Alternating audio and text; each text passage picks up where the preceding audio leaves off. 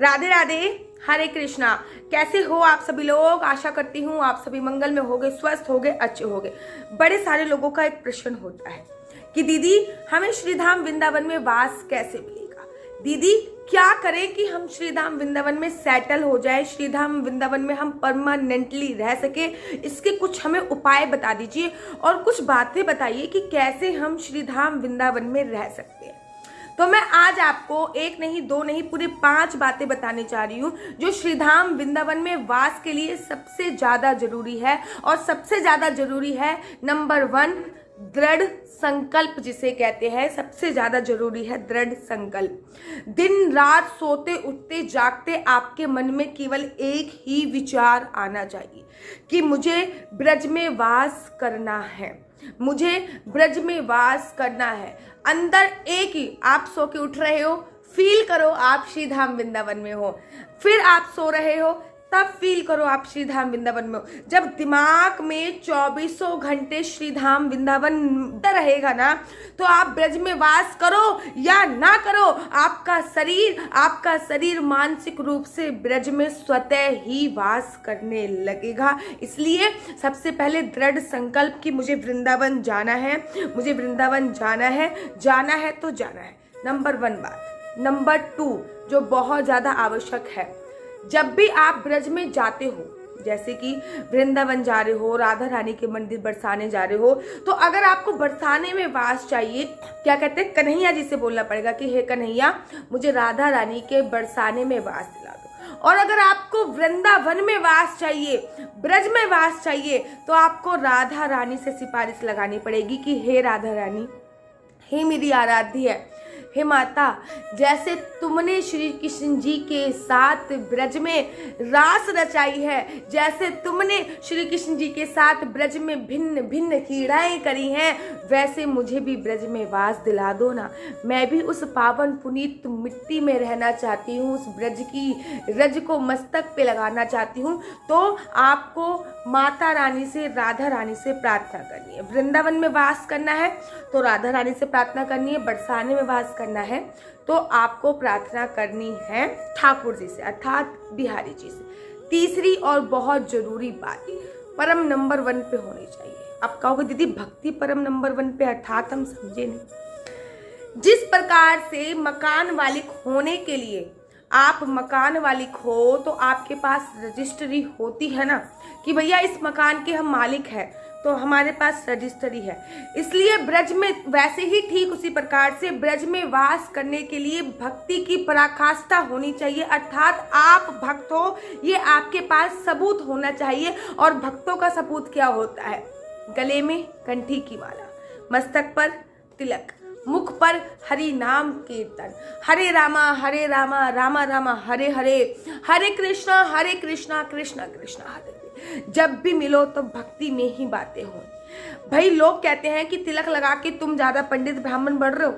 भाई पंडित ब्राह्मण नहीं बन रहे हम तिलक लगा के, ना कोई पुजारी बन रहे। ये हमारी पहचान है कि हम ठाकुर के भक्त हैं। जिस प्रकार पालतू कुत्ता और एक आवारा कुत्ता में फर्क होता है ना, जो पालतू कुत्ता होता है उसके गले में पट्टा होता है, जो आवारा कुत्ता होता है उसके गले में कोई पट्टा नहीं होता, वो गली में इधर उधर घूम रहा होता है, लेकिन पालतू कुत्ते के गले में एक पट्टा होता है। तो पहचान होती है ये पर्टिकुलर किसी एक का कुत्ता है, ये किसी के घर का कुत्ता है। वैसे ही हर भक्त के गले में तुलसी माला होनी अनिवार्य है, ताकि पता चले कि हम ठाकुर के भक्त हैं, हम बाके बिहारी के भक्त हैं, हम अपने लाला के भक्त हैं। और ये भक्ति जब परम होएगी तो ब्रज में वास मिलना बहुत ज्यादा आसान होता है।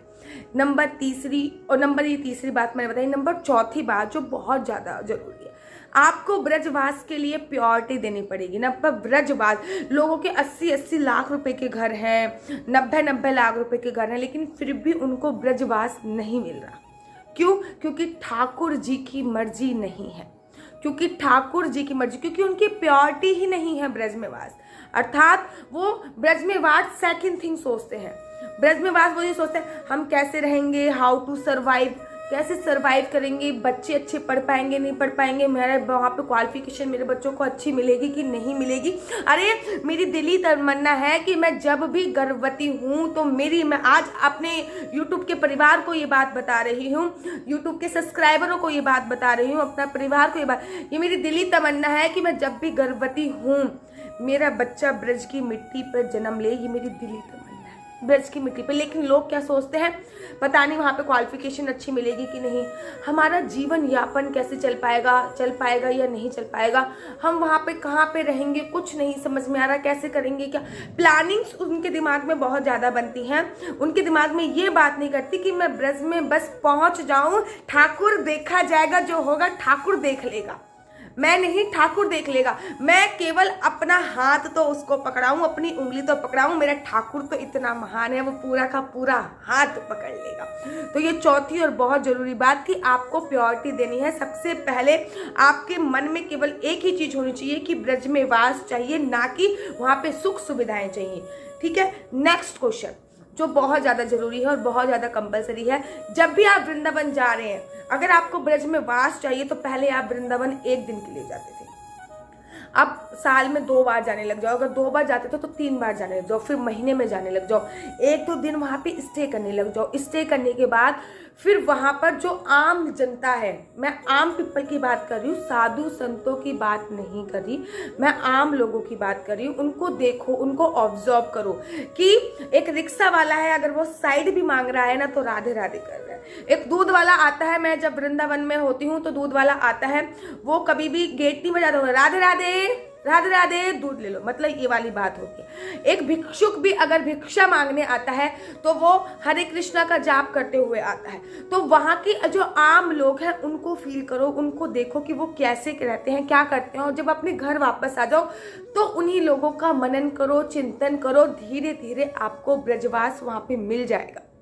मानसिक रूप से आप ब्रज में रहना प्रथम प्रारंभ कर दीजिए, फिर ठाकुर जी की मर्जी होगी, वो आपको शारीरिक रूप से भी ब्रज में वास दिला देंगे, क्योंकि मेरा ठाकुर बड़ा कृपालु है, मेरा ठाकुर उसके बिना कुछ भी नहीं है। तो वो आपको शारीरिक रूप से ब्रज में वास दिला देंगे अगर आप मानसिक रूप से ब्रज में रहना चालू कर दो। लास्ट इंपॉर्टेंट बात है, 5 बातें मैंने आपको बता दी, और ये जो छठी वाली बात है ये बहुत ज़्यादा जरूरी है कि जब भी आप श्रीधाम वृंदावन में जाएं तो अगर आप खुद नहीं रह सकते लेकिन आपके मन में बड़ी संकल्प है, बड़ी इच्छा है कि मुझे ब्रज में वास चाहिए, तो जो ब्रजवासी हैं, वहाँ के जो साधु संत हैं, वहाँ के जो ब्रजवासी हैं, जो नीडी लोग हैं, जो गरीब लोग हैं, उनको कुछ ना कुछ वहां पे अवश्य दे के आए, उनकी सेवा अवश्य करें, ताकि वो लोग वृंदावन में अच्छी तरीके से सरवाइव कर सके, वृंदावन में अच्छी तरीके से रह सके। इससे क्या होगा, आपका अध्यात्म वहां पे जुड़ जाएगा। आप मानसिक रूप से वहां पे सेवा कर रहे हो तो